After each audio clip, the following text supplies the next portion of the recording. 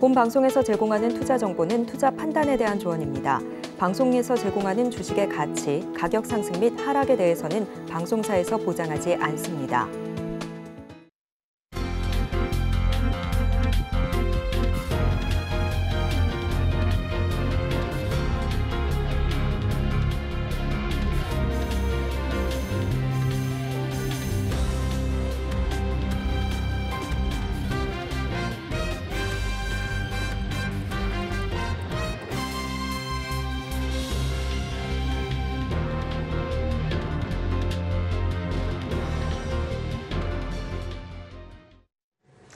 시청자 여러분 안녕하세요. 오늘을 돌아보고 내일을 준비하는 오늘장 내일장 1부 진행의 백선혜입니다. 오늘 시장의 가장 큰 관심사는 FOMC에서 금리를 얼마나 올렸냐입니다. 시장의 예상대로 25 베이시스 포인트를 올렸는데요. 미국 시장도 이 점에 환호를 하는가 싶더니 제롬 파월 연준 의장의 입에 조금 더 주목을 했습니다. 금리 동결 가능성 아직까지는 확실하지 않다라는 입장을 밝히면서 6월까지는 조금 더 시장의 데이터를 보겠다라는 입장을 밝혔습니다. 이 점에 따라서 미국 3대 지수는 모두 하락으로 마감을 했고요. 이 여파를 받아서일까요? 우리 코스피 시장 2,500선이 무너졌습니다. 이 상태에서 하락을 했지만 그래도 조금씩 고개를 들고 있는 모양새가 나타나고 있습니다. 또 코스닥 시장은 보합권 내에서 빨간불과 파란불을 오가면서 켜고 있는 상황입니다. 우리 시장은 내일 어린이날 연휴를 휴장을 한다는 점이 조금 불확실성으로 작용을 할 수 있을 것 같은데요. 그럼 시장 어떻게 흘러갈지 저희 방송과 함께 지켜보시기 바랍니다. 저희 방송에서 제공해드리는 정보는 투자 판단을 위한 조언일 뿐 해당 주식의 가치와 수익률을 보장하지는 않습니다. 아울러 서울경제TV와 서울경제신문은 당사의 브랜드입니다. 최근 당사를 사칭하는 피해 사례가 늘고 있으니 각별히 주의해 주시기 바랍니다. 또 저희 방송은 유튜브 라이브 스트리밍을 통해서도 진행되고 있습니다. 유튜브에서 서울경제TV라고 검색하시면 저희 방송과 함께 하실 수 있으니까요. 댓글 많이 남겨주시기 바랍니다. 그럼 오늘장 내일장 1부, 오늘장 본격적으로 이 시각 보도본부로 시작해 보도록 하겠습니다. 앞서서 보셨던 헤드라인 중에서 몇 가지를 추려서 심층적으로 대화를 나눠보도록 하겠습니다. 오늘은 보도국의 민세원 기자가 나와 있습니다. 안녕하세요. 안녕하세요. 네, 오늘 첫 번째로 다뤄볼 주제 아무래도 FOMC에 대한 이야기를 나누지 않을 수 없을 것 같습니다. 지난 밤에 또 한 번 기준금리 인상을 단행을 했습니다. 25 베이시스 포인트 0.25%포인트로 인상을 했는데요. 일단 시장의 예상치인 베이비 스텝이었습니다. 그러면 앞으로의 관심사는 금리가 동결될지의 여부인데 어떻게 보셨나요? 네, 어제 간밤 열린 FOMC 정례회의 이후 제롬 파월 연준 의장이 기자회견을 가졌는데요. 파월 의장은 일각에서 제기된 통화 긴축 중단과 금리 인하 전망에 대해 동결에 관한 결정은 오늘 내려지지 않았다면서 향후 미래의 경제 상황에 따라 유동적으로 대응하겠다는 뜻을 밝혔습니다. 이번이 금리 인상 행진의 마지막일 것이라는 시장의 기대에 확답을 주지 않은 셈인데요. 또 여전히 물가에 대한 우려를 드러내며 매파적 기조를 유지했습니다. 파월 의장은 FOMC 위원들이 인플레이션 해소에 시간이 걸릴 것이라고 예측하고 있다면서 그러한 관측이 들어맞는다면 금리 인하는 부적절할 것이라고 단언했습니다. 네, 금리를 잡는다, 이제 물가를 잡는다에 조금 더 초점을 맞출 것으로 보이는데 금리를 아직까지 완전히 잡지는 않고 추가로 또 인상을 할 가능성도 제기될 수 있을까요? 네, 우선 다음 달 금리를 미리 짐작하지 말라라는 게 파월 의장의 기본적인 입장이었습니다. 그간 충분히 금리를 올려온 만큼 앞으로는 뚜렷한 방향성을 정해주기보다는 그때그때 상황에 따라 유동적으로 대응하겠다는 겁니다. 특히 파월 의장은 더욱 제약적인 통화 정책이 타당하다면 우리는 더 많은 일을 할 준비가 돼 있다고 말했는데요. 동결이나 인하는 물론 추가 인상 가능성까지도 열어둔 겁니다. 그러면서 물가를 잡기 위해서는 장기간 제약적인 통화 정책 기조를 유지할 필요가 있다고도 다시 한번 강조했습니다. 네, 미국에서는 이렇게 물가가 문제이듯이 우리나라도 물가 문제입니다. 5월 가정의 달인데 외식 물가 상승 때문인지 지갑을 열기가 두려워지는 상황인데요. 네, 지난달 햄버거의 소비자 물가 상승률이 19년 만에 최고 수준을 기록했습니다. 통계청에 따르면 지난달 햄버거의 물가는 1년 전보다 17.1% 올라 2004년 7월 이후 가장 높은 상승률을 보였습니다. 특히 전달과 비교해도 상승폭이 7%포인트가량 커진 건데요. 같은 기간 피자의 물가 상승률도 12.2%로 2008년 금융위기 이후 약 15년 만에 가장 높았습니다. 네, 물가가 올라도 너무 많이 올랐습니다. 이렇게 외식 물가가 크게 뛴 데 배경이 있을까요? 네, 최근 모든 분야가 그렇듯 식품 기업들도 원자재 값 상승에 따른 가격 인상 압박에서 자유롭지 못합니다. 햄버거, 피자, 치킨 가격이 급등한 것은 밀가루와 식용유를 비롯한 식자재 가격이 뛰어 올랐기 때문인데요. 지난해부터 시작된 주요 프랜차이즈 업체들의 가격 인상은 올해도 계속되고 있습니다. 맥도날드는 지난 2월 일부 메뉴 가격을 평균 5.4% 올렸고 롯데리아도 같은 기간 제품 가격을 5.1% 인상했습니다. 교촌치킨도 어제 소비자 권장 가격을 최대 3,000원 올렸습니다. 하지만 이마저도 정부가 물가 안정 압박에 나서면서 가격이 제한적으로 오른 거라는 평가가 나옵니다. 지난달 21일 농림축산식품부는 주요 외식 프랜차이즈 업체들과 만나 당분간 가격 인상을 자제할 것을 당부했습니다. 이에 외식 업체들도 최대한 급격한 가격 인상을 자제하고는 있지만 원자재 부담이 진정되지 않을 경우 추가 가격 인상은 불가피할 것으로 보입니다. 네, 그렇죠. 원자재 가격이 오른 만큼 외식업계에서도 가격 상승을 피할 수 없는 상황인데요. 외식 물가 잡기가 굉장히 어려울 것 같은 상황입니다. 마지막 소식까지 한번 살펴볼 텐데요. 배달과 관련된 이야기를 좀 해보도록 하겠습니다. 코로나19 팬데믹 상황에서는 배달앱이 굉장히 호황을 누렸는데 지금은 일상 회복기에 접어들었잖아요. 상황이 좀 많이 다를 것 같은데 어떤가요? 네, 단계적 일상 회복이 시작되고 배달비가 인상되면서 소비자들이 배달앱을 끊고 있습니다. 오늘 빅데이터 IGA웍스의 모바일 인덱스 자료에 따르면 배민, 요기요, 쿠팡이츠의 배달앱 3사 4월 월간 활성 이용자 수는 2,926만 명으로 전년 동기 대비 10%가 넘게 줄었습니다. 395만 명이 감소했는데 이 정도면 부산시 인구에 해당하는 이용자가 1년 동안 배달앱을 끊은 셈입니다. 회사별로 봐도 3사 모두에서 이용자 수가 줄었는데요. 그중에서도 쿠팡이츠가 가장 급격한 감소세를 보였는데 4월 이용자 수는 303만 명으로 전년 동기 대비 40.2% 급감했습니다. 배민과 요기요 활성 이용자 수는 각각 3.2%, 16% 뒷걸음질했습니다. 배달앱 이용자 수는 본격적 일상 회복이 시작된 지난해 하반기부터 줄곧 하락세인데 이는 코로나 시기 배달앱을 이용하던 소비자들이 외식으로 돌아섰고 치솟는 배달비에 불만을 느끼는 소비자들이 많은 탓으로 분석됩니다. 좀 배달의 시대가 저물어 가고 있는 모습이 나타나고 있습니다. 그런데 이 상태로 그대로 당할 수만은 없잖아요. 배달앱 업체들은 어떻게 대응하고 있을까요? 네, 배달앱 업체들도 이용자 이탈을 막기 위해 배달비 부담을 덜어주는 새로운 서비스를 내놓고 있습니다. 배민은 최근 알뜰 배달을 도입해 동선에 따라 최적 묶음 배달을 시행하면서 소비자의 배달비 부담을 낮췄습니다. 쿠팡이츠도 최근 쿠팡의 와우 멤버십 혜택을 적용해 제휴를 맺은 식당 메뉴의 가격을 할인해 주기로 했습니다. 더불어 배달앱 3사 모두 포장 주문 시 중개 이용료를 면제해 주는 프로모션을 1년 더 연장하기로 했습니다.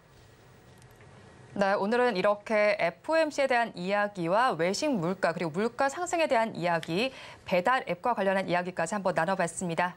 보도국 민세원 기자와 함께했습니다. 오늘 말씀 고맙습니다. 감사합니다.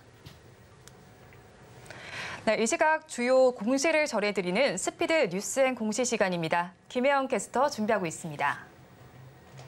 스피드 뉴스앤 공시 김혜연입니다. 네, 휴장을 하루 앞두고 오늘 우리 시장은 약세 흐름을 보이고 있습니다.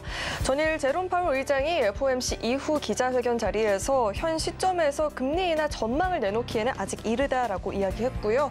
또 연준 위원들도 금리 인하에는 시간이 걸릴 것이라고도 동의했다라는 이야기까지 전했습니다. 그렇다면 이 라스트 댄스가 도대체 언제가 될지를 두고 이 불안감이 다시 한번 커지는 모습이었고요. 또 휴장을 앞두고 있다 보니까 방향성 잡기가 어렵다라는 이야기가 나오고 있는데 그럼 오늘 장에서 또 짚어볼 만한 주요 공시와 뉴스는 어떤 내용이 있을지 살펴보도록 하겠습니다. 네, 우선 첫 번째로 키움증권부터 이야기 만나보도록 하겠습니다. SG증권발 이 무더기 하한가 사태가 커지게 되면서 주식을 미리 현금화한 김익래 다우 키움그룹 회장과 서울도시가스 회장의 책임론이 불거지고 있습니다. 금감원도 이들이 폭락 직전에 이 시세 차익을 챙겼는지를 두고 들여다볼 계획인데요. 김익래 회장은 지난 20일 다우데이터 주식을 140만 주 매도했습니다. 시간외 매매 방식으로 605억 원에 확보했는데 전일 종가 대비 10.6% 할인된 가격으로 매도가 됐죠. 다만 문제는 김 회장이 지분 매도를 하고 이 거래일 뒤에 주가가 폭락을 보였습니다. 64% 넘게 하락하게 되면서 이를 두고 고점 매도한 것이 아니냐는 의혹이 현재 불거지고 있는 상황인데요. 김 회장 측은 억울하다라는 입장을 보였죠. 매도 일자를 스스로 정한 것이 아니라 외국계 증권사의 일정에 따라서 수동적으로 결정된 사항이라고 밝혔는데 금감원은 이를 두고 키움증권을 중심으로 검사에 착수를 들어갔습니다. 네, 이어서 에어부산도 살펴보겠습니다.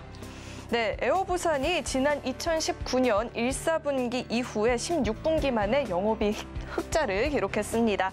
올 1사분기 영업이익은 478억 원, 또 같은 기간 매출액은 319% 늘어난 508억 원을 기록했는데요.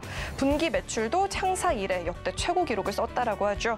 이 같은 호실적의 배경에는 검역과 출입국 규정의 완화, 또 국제선 여객의 수요 증가, 일본 노선의 지속적인 수요 확대 등을 꼽았습니다. 네, 계속해서 현대 엘리베이도 살펴보겠습니다.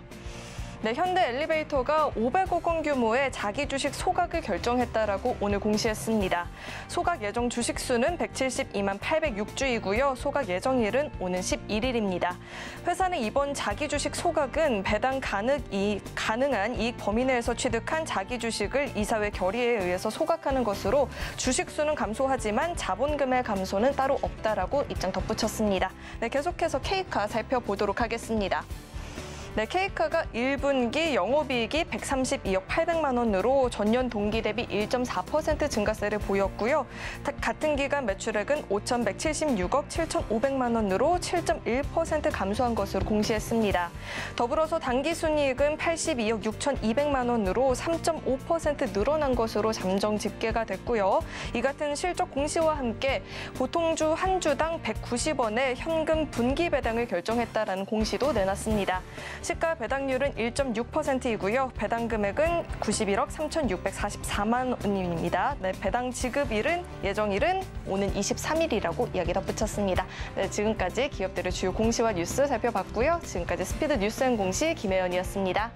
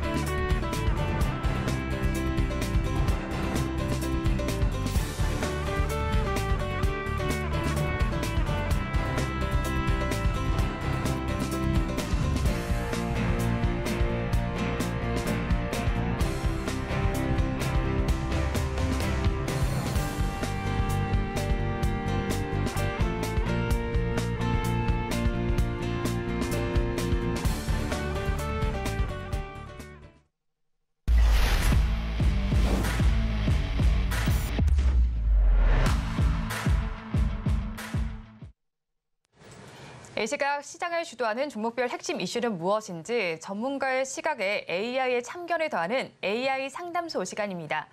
오늘은 루크투자연구소의 임순재 대표님 나와 계십니다. 안녕하세요. 네, 안녕하십니까? 네, 오늘 첫 번째 이슈부터 화면으로 만나보겠습니다. 네, 오늘 첫 번째 이슈입니다. 치매 관련된 이야기가 나오고 있습니다. 미국 시장에서 일라이릴리가 좋은 성과를 보였다라는 이야기가 나오고 있는데요. 제약 바이오주 관련해서도 훈풍이 불고 있습니다. 앞으로 증시를 정복할 수 있을까요?가 첫 번째 주제인데요. 일단은 제가 이 주제와 관련해서 챗GPT에게 이런 질문을 해봤습니다. 신약 개발 소식이 있을 때 제약 바이오주에는 어떻게 접근해야 할까요? 라고 질문을 해봤는데요. 신약 개발 소식이 있다면 제약 바이오주에 직접 연락을 해서 접근할 수 있다라고 말을 했습니다.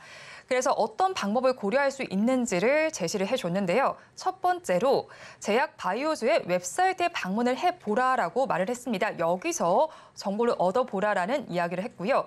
다음으로 컨퍼런스와 박람회에 참고를 해서 정보를 더 자세하게 얻어보라는 이야기도 해줬습니다. 또 직접 연락을 해보라고 했는데요. 개발 소식과 관련해서 직접 문의를 해보라고 했습니다. 관련해서 이렇게 전문가와 상담이 필요하다라고 말을 했는데 대표님 의견은 어떠실까요?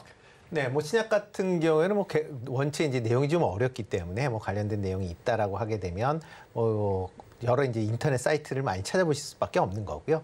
그렇지만 이제 신약이 이렇게 이제 새롭게 나온다라는 거는 또 이제 그런 회사 이제 홈페이지나 이런 데서는 좀 찾기가 어려울 것 같고, 그런 경우는 회사 담당자들과 직접 전화 통화를 하시는 게 가장 좋지 않을까. 아니면 뭐 이렇게 방송에서 나오는 여러 이제 전문가들의 얘기도 한번 같이 들어보시는 게 좋지 않을까 싶습니다. 네, FOMC 여파 때문일까요? 이제 우리 시장 오늘은 방향성을 좀 찾지 못하는 모양새가 연출이 됐는데 이런 시장 속에서도 알츠하이머 관련주에는 조금 관심이 쏠리고 있는 것 같습니다. 앞서서 제가 말씀을 드렸듯이 일라이릴리에서 도나넷밥과 관련해서 좀 출시가 됐다라는 소식이 전해졌는데요. 긍정적인 이슈로 좀 해석이 될 것 같은데 어떻게 종목별로 보고 계실까요? 네, 뭐 정확하게 출시된 건 아니고요. 네. 일단 임상 3상 결과가 나왔다라는 그렇죠. 네. 겁니다. 네.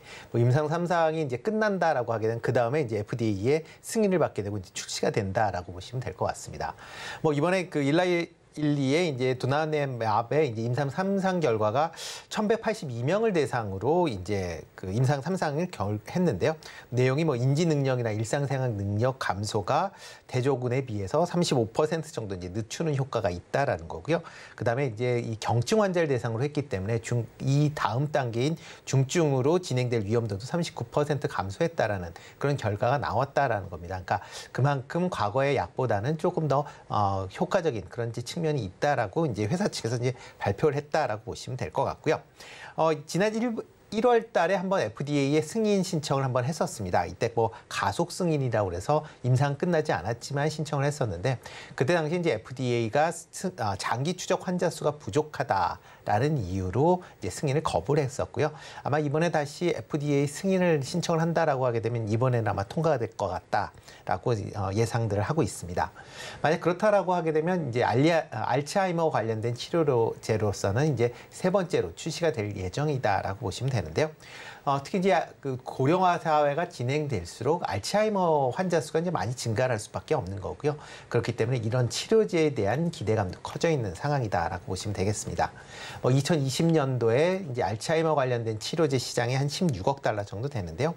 2030년도에는 57억 달러, 그다음에 2050년도에는 200억 달러를 넘어설 것이다라고 지금 추정치가 나올 만큼 향후에 알츠하이머 관련된 시장이 커졌기 때문에 관련된 뭐 지금 치료제나 아니면 여러 이제 알츠하이머 관련된 그 약품을 만드는 그런 회사들한테는 관심을 좀 가지셔야 되지 않을까라는 생각을 해보고 있습니다.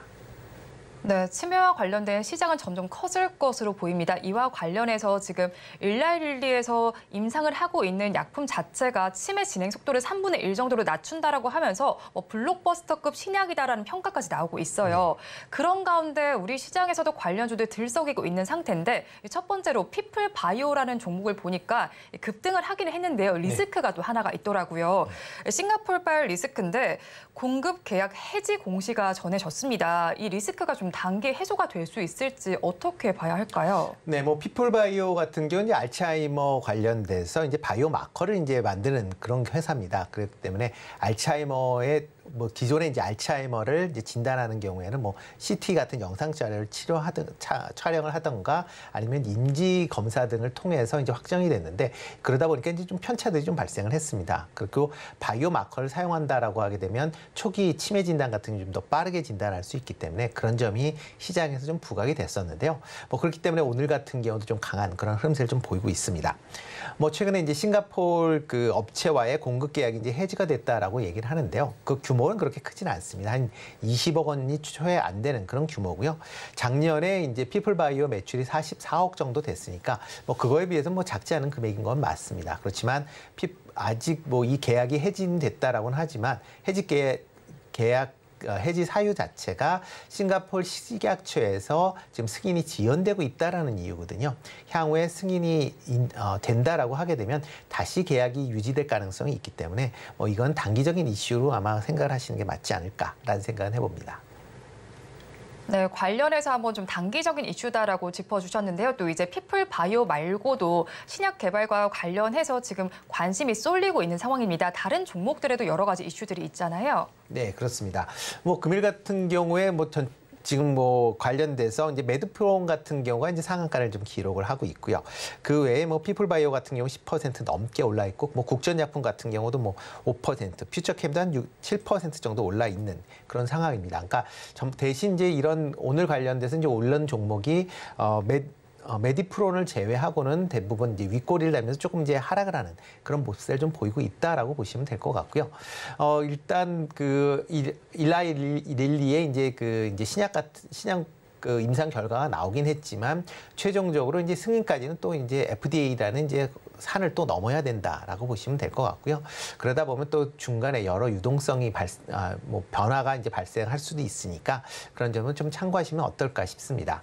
그렇기 때문에 이런 알츠하이머 관련된 질환 치료제에 관련돼서는 향후에 관련된 기업들이나 이런 신약들이 나올 때마다 주가는 좀 탄력적으로 움직일 가능성은 충분히 있다라고 생각은 하지만 이번에 이런 움직임은 좀 단기적으로 끝날 가능성은 좀 크지 않을까.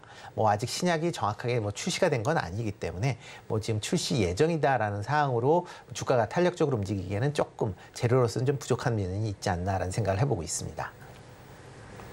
네, 그렇죠. 아무래도 오늘 알츠하이머 관련주들 장 초반에 큰 강세를 보이다가 조금 상승분을 살짝씩 반납하는 모양새가 나타나고 있는데요. 신약 개발과 관련해서 일단은 단기적인 모멘텀으로 작용할 수 있겠다라고 발언을 해주셨습니다. 이런 가운데 제약 바이오주 전반적으로 조금 오늘 훈풍이 분 하루였다라고 봐야 할 것 같은데요. 관련해서 방미 기간 동안에도 K바이오 기업이 사절단에 동행을 하게 하면서 MOU 체결 소식도 전해졌잖아요. 관련한 윤석열 대통령의 바이오, 제약 섹터에서 주목해 볼 만한 외교 성과에는 어떤 게 있을까요? 네, 정부에서도 바이오를 제2의 반도체를 만들겠다라는 형태로 바이오 산업을 이제 육성하겠다라는 얘기를 계속 지금 하고 있습니다. 그리고 올해 여러 정책 발표 중에서도 이런 바이오 육성 관련된 부분이 좀 많이 편입이 돼 있다라고 보시면 될 것 같고요. 그렇기 때문에 이번에 윤 대통령이 이제 방미를 하는 와중에 총 50건의 MOU를 체결을 했는데요. 그 중에서 23건이 바이오 관련된 MOU를 체결을 했다라고 할 만큼 바이오 쪽에 상당히 포커스가 맞춰져 있습니다. 특히 보스턴 지역이 이제 미국 내에 이런 바이오 벤처 기업들이 많다 보니까 이런 보스턴 중심으로 방미를 하다 보니까 이런 바이오 관련된 기업과의 MOU가 좀 더 많이 체결이 됐다라고 보시면 되는 것 같습니다. 특히 이제 MOU 같은 경우 바이오 분야 같은 경우 13개, 그다음에 제약 분야가 2건, 그다음에 의료기기, 그다음에 디지털 헬스 관련된 분야가 2건, 4건 이렇게 체결이 됐다시피 이제 이런 바이오 관련된 그런 MOU 체결이 많아지는 그런 상황이고요. 대표적으로 대웅제약 같은 경우는 에디템 바이오와 이제 6억 4천억 원 규모의 신약 후보 물질 기술 수출 계약을 체결을 했습니다. 그만큼 향후에 이런 MOU를 통해서 관련된 그런 기술 수출이나 그런 협력 관계가 좀 더 확대될 것이다라고 예상이 되고 있고요. 특히 한미 디지털 바이오 헬스케어 포럼을 개최를 하면서 양측의 바이오 관련된 여러 업체들이 참여를 했습니다. 이를 통해서 양국 간의 바이오 협력이 지금보다 좀 더 확대될 걸로 그렇게 예상이 되고 있습니다. 정부의 이런 정책에 맞추어서 관련된 그런 업종이나 그 기업들에 대해서는 여전히 좀 관심을 가지실 필요가 있다라고는 생각을 하고 있습니다. 특히 제약 바이오 관련돼서 여러 신약 관련된 물질도 개발도 많이 하고 있고 정부 지원도 많이 있을 걸로 예상이 되는데요. 그보다는 실적이 좀 발표가 되고 실적이 나오고 있는 기업 중심으로 좀 더 관심을 가지시는 게 어떨까 싶습니다. 물론 신약 개발을 하면 성공에 따른 나중에 성공 이후에 매출이나 영업이익 신장에 대한 기대감은 충분히 모든 사람들이 기대해 볼 수는 있지만 아직까지 국내 기업이 신약 개발을 해서 최종적으로 매출이나 영업이익의 확대가 이루어진 경우가 그렇게 많지는 않습니다. 그렇기 때문에 너무 기대감을 갖는다라고 갖기에는 조금은 이른 시점이 된다라고 보시면 될 것 같고요. 그보다는 다른 이제 사업 영역으로 실적이 개선되고 있는 그런 기업체 중심. 그럼 뭐 대표적으로 뭐 CMO나 CDMO 관련된 기업들 쪽으로 조금 관심을 가지시는 게 어떨까라는 생각은 해보고 있습니다. 네, 그렇죠. 여러 가지 MOU 소식이 나오기는 했습니다. 그런데 실적이 좀 나오는 종목들을 중심으로 봐야 한다. CMO, CDMO 중심으로 한번 보시길 바랍니다. 그럼 마지막으로 하나 더 질문을 좀 드릴 텐데요. 일단은 제약 바이오 관련 주들 2차 전지주가 그만큼 잘 갔었는데 차기 주도주가 될 것이다라는 이야기가 나오고 있는데요. 5월 시장에서 주도주로 자리매김할 수 있을까요?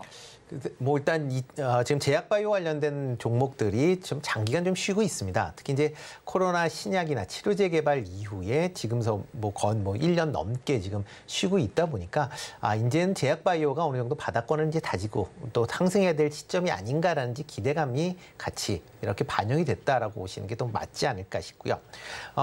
특히 뭐 최근 들어 이제 2차 전지 관련주들이 뭐 여전히 뭐 강한 상승세를 보이고는 있지만 상승 탄력도가 뭐 이전보다는 좀 떨어지다 보니까 다음 차기에 이제 주도주가 어떤 것이 될 것인지에 대한 시장 관심 사항이 커져 있는 것도 사실입니다. 그렇지만 이제 제약바이오 관련된 쪽을 본다라고 하게 되면 아직까지는 조금 주도주로 다시 부각하기엔 조금 이른감이 있지 않을까라는 개인적인 좀 생각을 해보고 있습니다. 특히 가장 이제 제약바이오가 좀 강하게 올라간다라고 하려면 신약 개발에 대한 기대감이 좀 커져야 된다라고 생각이 되는데요. 이런 이제 신약 관련된 기대가 신약 관련된 물질들이 여러 물질들이 계속 나오고는 있지만 아직까지 시장에서 임팩트를 줄 만한 그런 이제 신약 물질이나 아니면 신약에 대한 허가가 나온 건 없다라고 보시면 될 것 같고요. 그러다 보니까 지금 상황에서 뭐 신약에 대한 그런 기대감이 이전보다는 좀 많이 줄어든 것도 사실입니다. 또 하나가 이제 투자자들의 눈높이가 예전보다 많이 올라갔다라고 보시면 될 것 같습니다. 뭐 과거 같은 경우에는 신약 물질만 개발한다라고 해도 뭐 상한가를 치거나 뭐 그런 경우들이 뭐 비일비재했었는데요. 최근 들어서는 이렇게 신약 물질이 개발이 된다라고 해도 이게 실질적으로 상용화될 때까지는 상당히 어려움이 있다라는 것도 많은 투자자들이 이제 체험적으로 경험을 하셨고요. 그러다 보니까 이런 신약 물질 개발한다라는 것 자체로는 주가의 움직임이 단기적으로 끝나는 경우도 많았다라고 보시면 될 것 같습니다. 이런 점을 감안한다라고 하게 되면 아직까지 이런 시장 물질에 대한 기대감은 뭐 분명히 있긴 하지만 이게 시장 주도주로서의 그 상승을 이끌기에는 아직 좀 부족하다. 대신 이제 그 제약 바이오 내에서 섹터별로는 조금 달라질 수는 있다라고 생각은 하고 있습니다.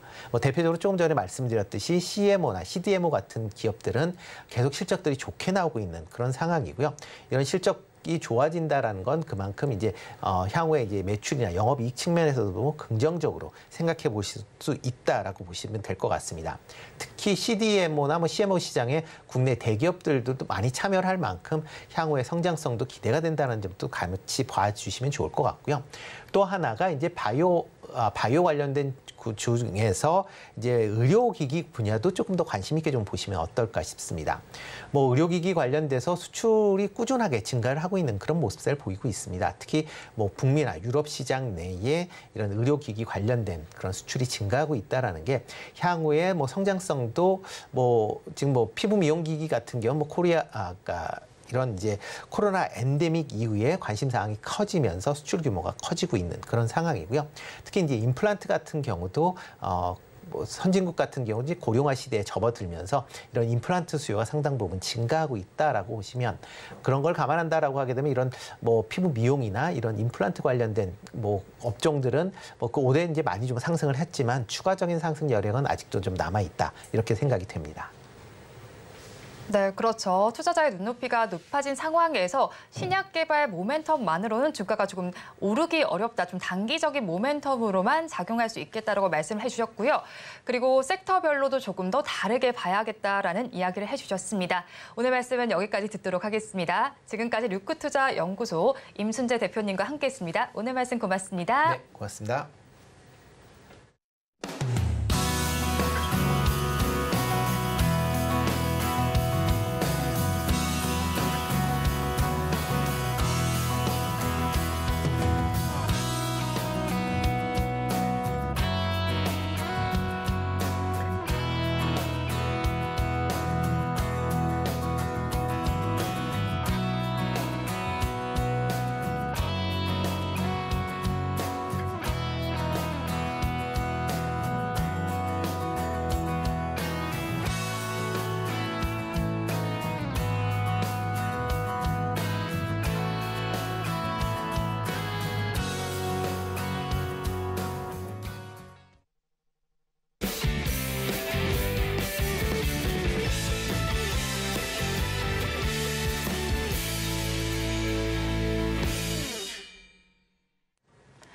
마켓리더의 시선으로 글로벌 경제와 산업 트렌드를 점검하고 수익으로 연결해보는 시간, 고수의 선택 시간입니다.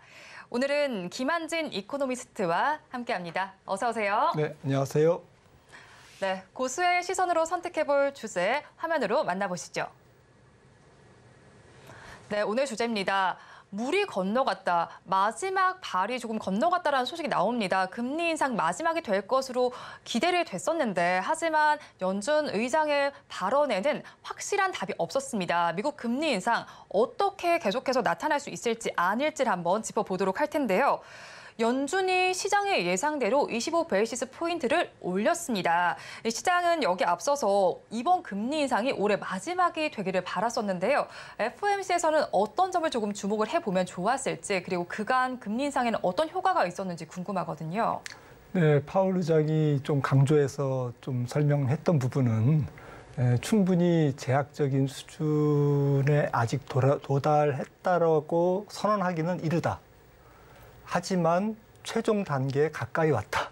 좀 애매하죠. 애매하죠. 네, 듣다 보면 뭐 이게 더 올린다는 얘기인지 아닌지 헷갈렸는데 전체적인 뭐 나중에 기자회견 뭐 내용이라든지 이걸 종합해서 보면 아직은 조금 물가가 높은 데에 대해서 연준 위원들이 좀 공통적으로 그 모든 위원들이 공감하는 게 물가가 아직까지는 좀 높다. 그리고 물가가 천천히 내려갈 것 같다. 근데 여기서 물가라는 것은 사실은 헤드라인 물가보다는 에너지와 곡물 가격을 뺀, 음식료 가격을 뺀 근원 물가를 얘기합니다. 근원 물가가 앞으로 천천히 떨어질 거다. 그러니 좀 지켜보겠다. 이제 이게 결론인 것 같습니다. 그렇죠. 제롬 파월 연준의 발언이 이렇게 좀 정리가 되어 있네요. 네. 이렇게 앞서서 좀 말씀을 잘 해주셨는데요. 그러면 앞서서 또 증권가에서는 연준이 매파적인 스탠스를 유지할 것으로 관측이 됐었잖아요. 연준의 이런 매파적인 메시지로 시장의 경계감이 확산이 될 것이다라는 이야기도 나오고 있었는데 FOMC 일정을 소화한 이후에 우리나라와 또 미국의 증시 흐름은 어떻게 보고 계세요? 네, 현지 시간으로 뭐 2시에 이제 성명서가 발표됐고 2시 반에 이제 기자회견이 있었는데요. 기자회견이 진행되면서 연내 피봇 금리 인하 가능성이 조금 물 건너간 분위기로 이제 바뀌면서 주가가 하락했죠. 그래서 아시아 증시에서도 좀 그 여파가 남아 있는 것 같고요. 그러니까 시장은 여전히 뭐 연내 2번 이상 금리 인하를 아직도 기대하는 상황이지만 지금 CME 선물 워치 시장에서는 그렇게 프라이싱이 되고 있습니다만은 어제 파월 의장의 답변은 좀 단호할 정도로 연내 금리 인하는 좀 어렵다라는 쪽으로 좀 못을 박았거든요. 그러니까 시장이 기대하는 것은 뭐 25bp 올리는 것은 뭐 당연하고 뭐 예상했던 건데 언제 금리를 내릴 거냐라는 부분에서 시장이 예상하는 것보다는 여전히 조금 지연될 가능성. 그러니까 내년 상반기 뭐 내년 들어서 한 연초 내지는 한 3월 달 정도의 첫 금리 인하가 있지 않을까라는 뉘앙스로 저는 받아들였습니다. 네, 그렇죠. 시장이 예상을 한 건 뭐 25베이시스 포인트 인상은 뭐 예상한 대로 그대로 갔고 다음 달에는 금리를 동결하고 11월부터는 좀 금리 인하 가능성도 나타나지 않을까 하고 기대를 했는데 연준 의장은 금리 인하에는 선을 그었다라고 말씀을 해주셨잖아요. 그런 만큼 금리가 그래도 동결이 될 수도 있는데 이런 경우에 금융시장은 어떻게 나타날 수 있을까요? 네, 원래 이제 금리를 뭐 중앙은행이 동결하면 뭐 그때부터 경기가 살아나는 건 아니었고요. 과거 이제 추세를 보면 항상 금리를 동결한 이후에 경기 침체가 왔습니다. 뭐 경기 침체의 강도가 셌든 안 셌든 금리 동결 후에 오히려 이제 금리가 인하될 때 오히려 경기 침체가 왔거든요. 또 경기 침체가 오니까 연준이 이제 금리를 인하했던 것이고요.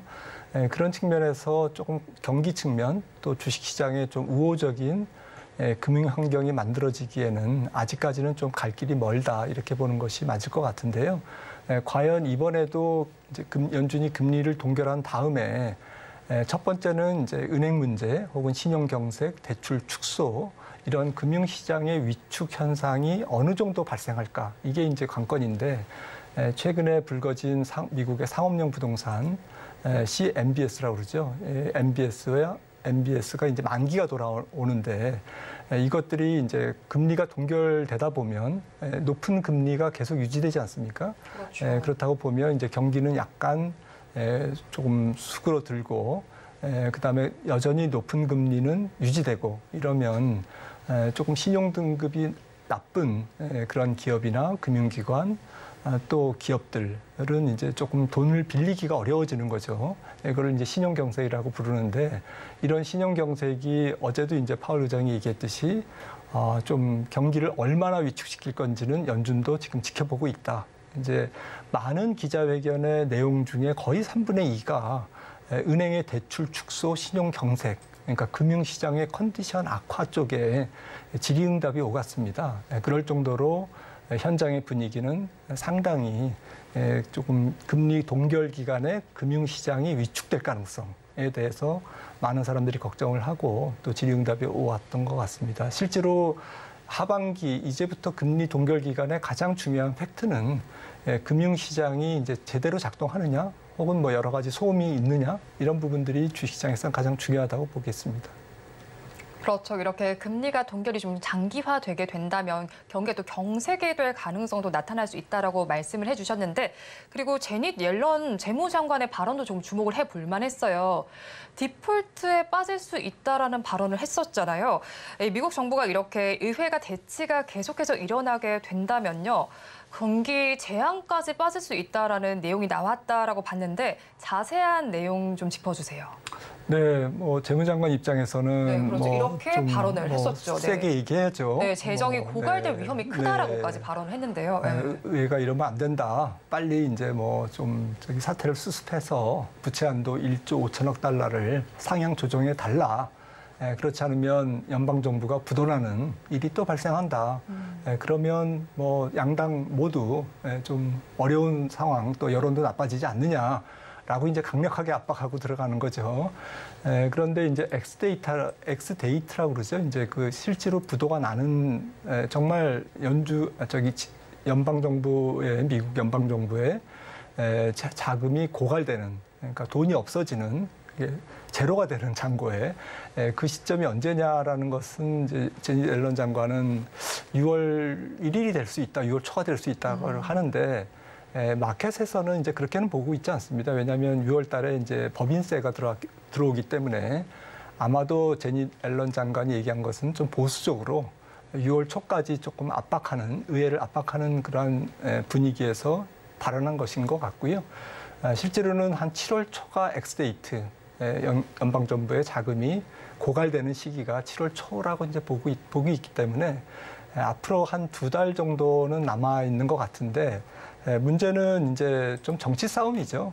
정부 예산을 어쨌든 1,300억 달러 줄여주면 삭감하면 뭐 이거 부채 한도 늘려줄게. 이게 이제 공화당 지금 미국의 야당의 이제 입장인데 이거는 다분히 이제 바이든표 경제 정책을 무력화시키려는 선거가 있기 때문에 내년에 대통령 선거가 있기 때문에 바이든 대통령이 이제 굉장히 그 공을 들이는 그러한 정책, 뭐 기후 문제라든지 신재생이라든지 이런 부분들을 좀 무력화시키기 위한 정책적 공략 목적인 것 같고요.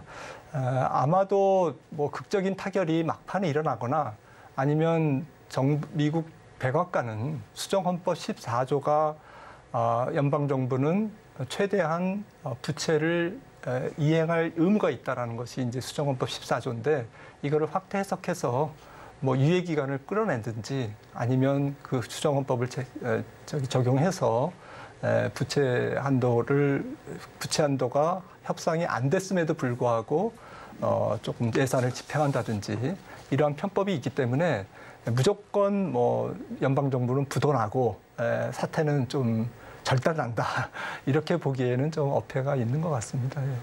그렇게 볼 필요는 없는 것 같습니다. 네, 그렇죠. 제닛 옐런 재무장관 아무래도 좀 보수적인 관점으로 뭐 다음 달에 디폴트를 할 수 있다 이런 발언을 했는데 뭐 실제로 디폴트 선언할 가능성은 좀 적을 것 같은데요. 그런데 일단 시장은 발언이 나왔다는 것 자체만으로 좀 경색이 되는 모양이 나타났습니다. 이게 좀 복병으로 작용이 될 것 같은데 앞으로 경기 하락에 크게 좀 작용할 수 있을까요? 네, 앞서 말씀 나눴듯이 뭐 정치적인 이슈니까 뭐 이렇게 불안하게 뭐 밀고 당기는 그런 정치적 협상이 진행되는 과정에 금융시장이 조금 어수선한, 그러면 금융시장이 어수선하면 은행들도 잘 모르겠다, 돈 안 빌려줘, 뭐 이렇게 이제 조금 다 움츠러들지 않습니까? 이제 이런 것들이 경기 침체를 조금 더 가속화시키는 안 좋은 쪽으로 작용하는 그러한 기능을 할 것이기 때문에 이런 부분들이 조금 부담인 거고요. 좀 한두 달 정도가 지나면 뭐 경기 침체는 뭐 부채 이슈보다는 원래 경기 사이클 또 그동안 연준이 금리를 500bp나 5%포인트나 올려왔던 이제 그 결과, 어제 파월 의장도 얘기했듯이 누적적 효과와 이제 시차 이런 것들이 이제 하반기에 작용되면서 얼마나 이제 경기 자체가 조금 위축될 거냐라는 부분 쪽. 그러니까 부채 문제보다는 서서히 뭐 6월 달 지나면 한두 달 지나면 이제 다른 이슈로 이제 조금 이전할 가능성이 높아 보입니다. 네, 다음 달이 또 지나면 조금 다른 이슈로 넘어갈 수 있겠다라고 했는데 연준이 계속해서 이렇게 금리 인상을 단행한 것도 좀 이례적인 상황이잖아요. 그런데 이런 상황 속에서 우리나라에서는 계속해서 따라서 올리진 않았어요.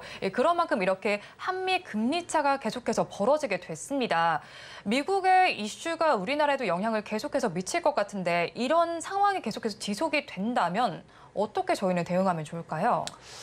네, 일단 5월 23일 우리나라 금통위가 있는데 금통위에 이제 고민이 깊어진 거죠. 이제 보시는 것처럼 말씀해 주신 것처럼 1.75%포인트나 지금 한미 기준금리 차가 벌어져 있기 때문에 조금 계속 이렇게 갈 수 있는 문제냐. 물론 이제 뭐 이 정도 벌어졌다고 바로 외환 유출이 있는 것은 아니지만 뭐 상황이 조금 안 좋아지거나 혹은 글로벌 달러가 좀 강세로 가거나 이러면 또 원화도 더 이제 가뜩이나 금리 차가 벌어져 있는 상태에서 안 좋은 뭐 흐름이 있을 수도 있거든요. 그런 측면에서 5월 하순에 있는 금통위에서 25bp 인상 가능성이 조금 50% 이상으로 좀 올라가고 있는 분위기인 것 같고요. 물론 결정은 어떻게 될지 모르겠지만 전체적으로 우리나라 경제가 조금 미국보다는 약하기 때문에 고용시장도 미국보다 약하죠. 또 가계부채도 많죠. 또 기업들의 체력도 미국 기업보다는 좀 약하기 때문에 전반적으로 이런 한미금리 차와 또 외환 쪽에서의 약간 뭐 좀 불안정 이런 것들 좀 합쳐보면 조금 관건은 뭐 경상수지, 무역수지가 빨리 개선돼야 되겠습니다. 무역수지가 개선되지 않으면 올해 내내 조금 원달러가 1,300원 위에서 움직일 가능성이 있거든요. 다행히 KDI가 뭐 상반기에는 경상수지 적자가 조금 한 100억 달러 정도 있겠지만 발생하겠지만 하반기에는 한 260억 달러 흑자로 돌아설 거다 이렇게 얘기하면서 하반기에는 그래도 원달러가 조금 한 1,250원 정도 선 정도는 내려오지 않을까, 좀 원달러가 안정되지 않을까. 그래서 원달러도 뭐 상고하죠. 원화 가치로 보면 상저하고 하반기에는 조금 원달러가 좀 안정될 것으로 좀 보이기 때문에 투자도 좀 거기에 맞춰서 하시는 게 좋지 않을까 싶습니다. 네, 그렇죠. 원달러 환율의 추이도 좀 보시면 좋을 것 같은데 지금 시간을 기준으로 보니까 13원 70전 정도 내리면서 1324원 선 정도에 지나고 있는 상황입니다. 그런데 이렇게 역대급 금리차가 발생하면서 이번 달에 열릴 금통위에 좀 관심이 쏠리고 있는데요. 지난달에는 그래도 금리 동결 기조를 유지했는데 앞으로 지금 금통위에서 어떤 입장을 취할지 또 우리 경제에는 어떤 영향을 미치게 될까요? 네, 뭐 지금 이미 뭐 금통위가 이제 계속 열리면서 금리를 올렸기 때문에 한국 기준금리가 이제 3.50%니까 낮은 금리는 아니거든요. 이제 그런 상태에서 일단 건설 투자가 위축되고 또 가계부채가 많기 때문에 말씀드렸듯이 이제 소비가 좀 위축되는 그러한 분위기라서 하반기에도 내수 회복이 조금 쉽지 않아 보입니다. 그래서 하반기에는 우리나라 경제가 조금 선전하려면 앞서 말씀드렸듯이 이제 경상수지가 회복되고 경상수지가 회복된다는 것은 이제 교육 조건이 회복된다는 거고 교육 조건이 회복된다는 것은 이제 대중국 수출도 증가하고 반도체 경기도 디램 가격도 이제 바닥을 찍고 올라가는 그런 긍정적인 시나리오를 의미하거든요. 지금 모든 전문가들은 이제 그렇게 될 것으로 상반기보다는 하반기에 우리나라 경제 여건이 비록 내수는 연간 계속 침체되겠지만 수출 부분이 하반기에는 끌고 가면서 성장률이라든지 기업들의 활동성이 조금 높아질 것이다 이렇게 예상을 하고 있는데 조금 뭐 지켜봐야 되겠습니다. 제 생각에는 좀 하반기에 수출이 회복되더라도 조금 상반기보다 조금 좋아지는 것이지 예년 과거 뭐 팬데믹 이전이라든지 과거의 경기 확장기에 보여줬던 그런 활발한 수출 증가보다는 상반기보다는 조금 좋아지는 정도. 그러니까 눈높이는 경기에 대한 눈높이는 조금 낮춰서 투자에 임하시는 게 좋을 것 같습니다. 네, 이렇게 경기에 대한 눈높이 조금 낮춰서 투자에 임하라라고 말씀을 해주셨는데 그런데 미국 시장으로 돌아가서 보면요. 이렇게 계속해서 금리를 인상하는 와중에도 빅테크 기업들이 실적을 발표했는데 생각보다는 그래도 1분기 실적이 좋았어요. 그런데 이렇게 계속해서 금리가 인상되는 환경이라면 사실 이게 빅테크 기업에는 좋은 건 아니잖아요. 그럼 어떻게 작용이 되게 될까요? 네, 저는 뭐 개인적인 생각은 그 경기라든지 전체적인 금리 인상에 대한 뭐 기업들의 맷집 이런 것들이 조금 강해졌다. 미국 기업들 같은 경우에 뭐 우리나라도 좋은 기업들은 좀 강해졌죠. 금리가 오르든 말든 분기 실적이 좋게 나오고 있는 기업들도 또 많지 않습니까? 미국에는 조금 그런 기업들이 좀 많은 것 같고요. 그러니까 하반기 경기 침체가 오냐 안 오냐 뭐 이런 것에 대한 논란도 중요하지만 보다 중요한 것은 예전보다는 기업들이 좀 매크로 환경보다는 상당히 양호한 기업 실적을 낼 수 있는 재무적 체력 또 영업 활동의 체력들이 굉장히 커졌다, 강해졌다 이렇게 좀 해석하는 게 좋을 것 같고요. 이런 것들이 조금 지금 현재 금리가 계속 올라감에도 불구하고 연준이 금리를 계속 올렸음에도 불구하고 주가가 버티고 오히려 S&P 500이 4,200에서 계속 견고하게 그래도 지키는 그러한 펀더멘탈 요인이 되고 있는 것 같거든요. 하반기에는 아무래도 이제 전 세계 경기가 상반기보다는 좀 위축되기 때문에 미국 기업들일지라도 아주 좋은 빅테크 기업들일지라도 아무래도 해외 매출이 한 50% 되거든요. 그런 측면에서 기업들의 실적이 약간 둔화될 가능성이 있습니다. 하지만 이제 그런 정도는 주가의 추세적인 하락보다는 좀 박스권의 등락 정도로 그러니까 미국 시장도 여기서 주식 시장이 계속 치고 올라갈 정도로 빅테크가 끌고 갈 거냐, 기업들이 이익이 그렇게 셀 거냐라고 보기에는 어렵지만 그래도 현재 주가 수준에서 고군분투할 정도는 이익이 어느 정도는 뒷받침된다 이렇게 해석하시면 좋을 것 같습니다. 네, 그래서 하반기에는 경기가 조금 낮춰질 것으로 예상이 되는 만큼 미국 빅테크 기업이라 할지라도 좋은 기업이라고 할지라도 조금 박스권 내에서 움직일 수 있다, 고군분투할 수 있다라고 발언을 해주셨는데요. 이렇게 쉽지 않은 경기 상황입니다. FOMC 이후에 우리 그러면 5월에는 어떻게 좀 투자 전략을 세워보면 좋을지, 관심은 또 어떤 섹터에 가져보면 좋을지 궁금하거든요. 네, 뭐 확률적으로 5월 시장이 연간 좀 안 좋았기 때문에 5월에 팔고 10월까지는 좀 쉬어라 이런 얘기를 많이 하는데요. 그것도 이제 또 물가가 높을 때는 사실 좀 주가가 안 좋았어요. 5월 달에. 물가가 조금 높지 않았을 때, 그러니까 연준이 금리를 많이 올리지 않았을 때는 5월 달이 조금 선방했는데 지금처럼 많이 올렸을 때는 조금 과거에 확률적으로 미국 주가나 글로벌 증시가 좀 안 좋았거든요. 그런 측면에서 5월 달은 사람들이 조금 그런 트라우마가 있기 때문에 좀 적극성은 없을 것 같아요. 투자 심리가 조금 차분해질 것 같고요. 그런 측면에서 좀 거래가 조금 줄고 조금 뭐 어떻게 될지 모르니까 좀 사태를 지켜보자 이렇게 조금 납작 엎드려서 이렇게 좀 조심조심 가는 장세가 전개될 것 같습니다. 하지만 거래량이 줄고 전체적인 시장 에너지가 약하기 때문에 지수가 좀 강하게 반등하기는 어렵겠지만 종목별로는 계속 좀 강세를 이어가는 종목군들이 있을 것 같거든요. 그래서 5월 달에도 역시 뭐 시장보다는 전체적인 숲보다는 조금 나무에 집중해서 나무를 좀 좋은 나무를 찾아서 좀 공략하시면 좋을 것 같습니다. 네, 그렇죠. 5월 전체적으로 시장에는 차분하게 대응을 해보시고요. 종목별로 조금 이슈가 나온 종목에 집중을 해보시면 좋을 것 같습니다. 오늘 말씀 여기까지 듣도록 하겠습니다. 지금까지 김한진 이코노미스트와 함께했습니다. 오늘 말씀 고맙습니다. 네, 오늘장 내일장 1부도 마칠 시간이 됐습니다. 본 방송에서 제공해드리는 정보는 투자 판단에 대한 조언일 뿐 해당 주식의 가치와 수익률을 보장하지는 않습니다.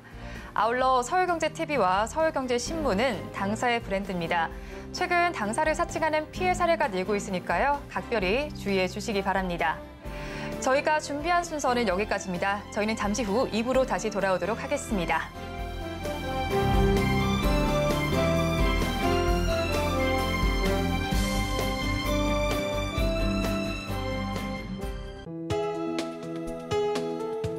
본 방송에서 제공하는 투자 정보는 투자 판단에 대한 조언입니다.